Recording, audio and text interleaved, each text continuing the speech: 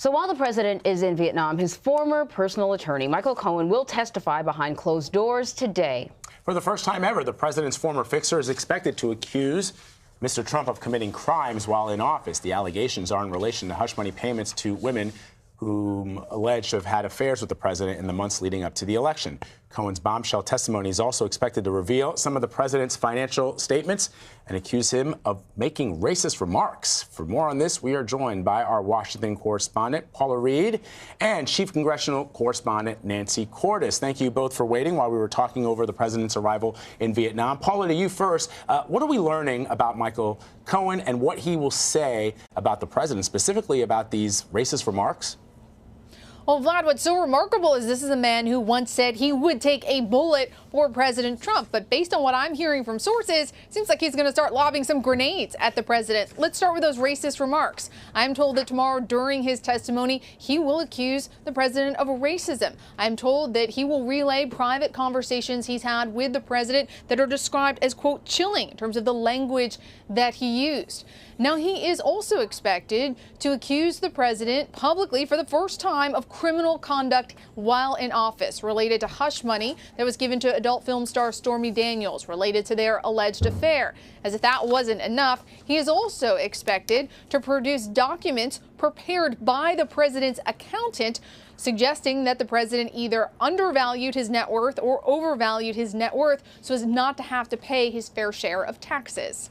So, Paula, listen, I know what we're going to hear from the White House. It's going to be about his credibility, that he's talking now because he's already lied to Congress and he's actually been convicted of lying. So what's the argument? What's the counter argument when you say, or maybe, you know, what's the argument on both sides about Michael Cohen and his credibility? Well, the first question lawmakers on either side of the aisle are going to have is, why did you lie last time you were here? For Republicans, they're going to pull that out anytime there's any information that's revealed that could be damaging to the president. It's easy to undermine his credibility by reminding people that he is on his way to prison for several offenses, including lying to Congress. But for Democrats, they also want to talk about why he lied and whether or not the president directed him to do so, to sort of further pull the president into their orbit of investigations. But legally, I mean, tomorrow could help give some lawmakers, specifically Democratic lawmakers, some more threads to pull on. And we expect that federal prosecutors already know most of what Cohen is going to share. But by revealing these tax documents, investigators on the Hill could potentially be able to try to pursue the president's tax returns, though in the public hearing, we do not expect Mr. Cohen to discuss the Russia investigation. He is in agreement with the special counsel, but he could describe what's going on there in behind closed door sessions. Nancy, what will our lawmakers be expecting to glean from Michael Cohen's testimony? And more importantly, what can they do with the information that he provides them? Well, today, Vlad, he's going before the Senate Intelligence Committee. That is the committee that is conducting really the preeminent Russia investigation here on Capitol Hill, looking at Russian meddling in the 2016 campaign and whether the Trump campaign, the Trump organization more broadly, had anything to do with it. And so their questions are going to be focused on those issues today. They're not that interested, frankly, in whether President Trump made racist comments or, or even whether his tax returns show that he's a tax cheat. They want to know about Cohen's associates in Russia, whether the president had associates in Russia, who they were, whether the Trump campaign had contacts with more Russians than we know about already. So, for instance, the Steele dossier, you'll recall, laid out that according to sources, it looked as though Cohen had gone to Prague to meet with Russian agents during the campaign. That was something that for a long time Cohen denied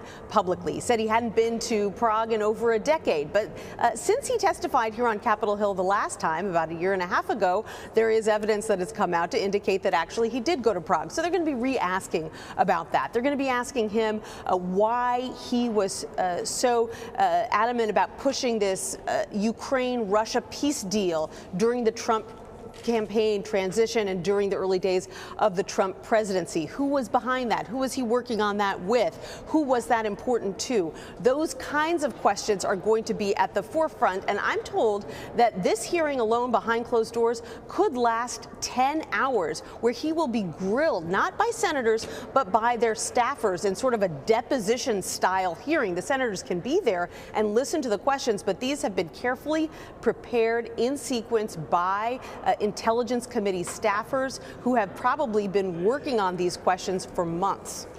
Paula, is there anything that's going to be off limits for Cohen? I think maybe last week or the week before, there had been a suggestion that he was still working with the Mueller investigation, so maybe, he wouldn't be able to answer certain questions. But now, the reporting is that the Mueller investigation is pretty much wrapped up, and we should be getting the report sometime soon, so maybe that's not applicable anymore.